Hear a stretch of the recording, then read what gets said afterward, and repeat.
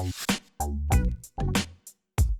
everyone, I'm Juliana Kauchi from Let's Study Kiowa, and I'm back with one more video on essential words for the TOEFL test. Let's get started. Our first word is bold, in this case, boded ill. Bold é um verbo e significa presságio. Quando nós adicionamos a palavra ill, dá a ideia de um mau presságio. Quando se adiciona a palavra well, boded well, dá a ideia de um bom presságio. Nossa segunda palavra é game.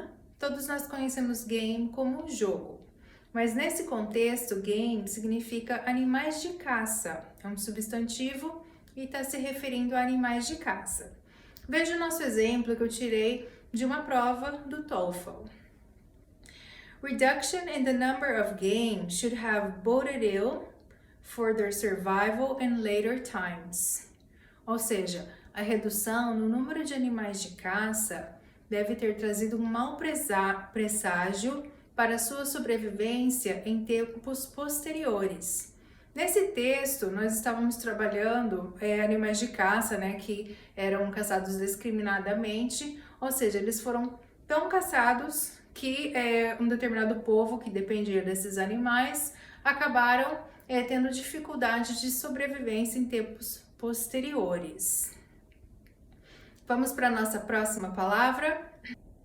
Word number 3 is picturesquely. Picturesquely é um advérbio, significa pitorescamente. Então veja o nosso exemplo que eu tirei de outra prova que eu estava estudando com os meus alunos. The deer which once dotted picturesquely the meadows around the fort were gone, hunted to extermination.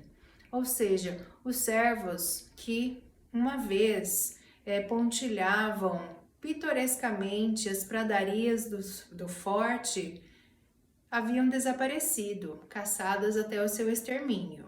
Word number 4, plight. Plight é um substantivo e significa uma condição, uma situação difícil.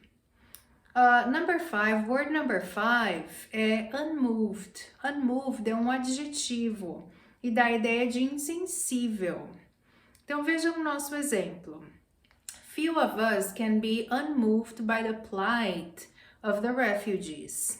Então poucos de nós conseguem ficar insensível às condições difíceis, dos refugiados.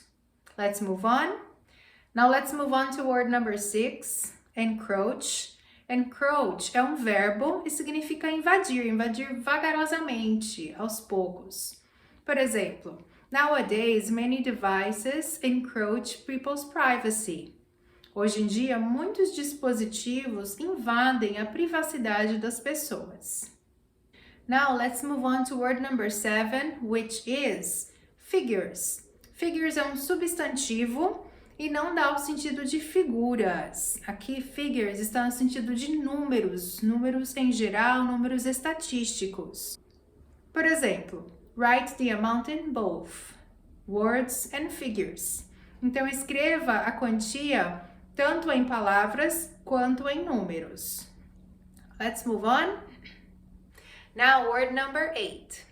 Rebound. Rebound é um verbo e nesse contexto nós vamos falar em termos financeiros que significa aumentar-se, recuperar.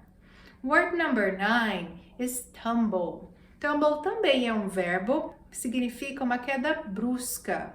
Vejam o nosso exemplo que eu tirei do jornal da semana passada aqui no Japão. The yen is rebounding rapidly after tumbling to its weakest level in 4 decades.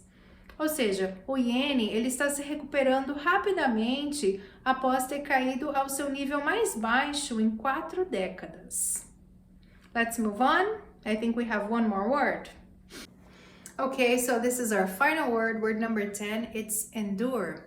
Endure é um verbo e significa durar, persistir. Essa passagem eu também retirei de um texto que eu estava estudando com os meus alunos. Vejam. Some fossils endure through so many millions of years that they appeared in many strata. Então, alguns fósseis, eles duraram tantos milhões de anos que eles apareceram em diversos estratos, diversas camadas. Well, guys, I hope you enjoyed this video. I think it might be shorter than the previous ones, but I have delivered to you guys 10 more words. I hope to see you soon. Don't forget to give it a thumbs up, and if you are new to the channel, subscribe. Wish you the best. Bye bye, guys. See you next time.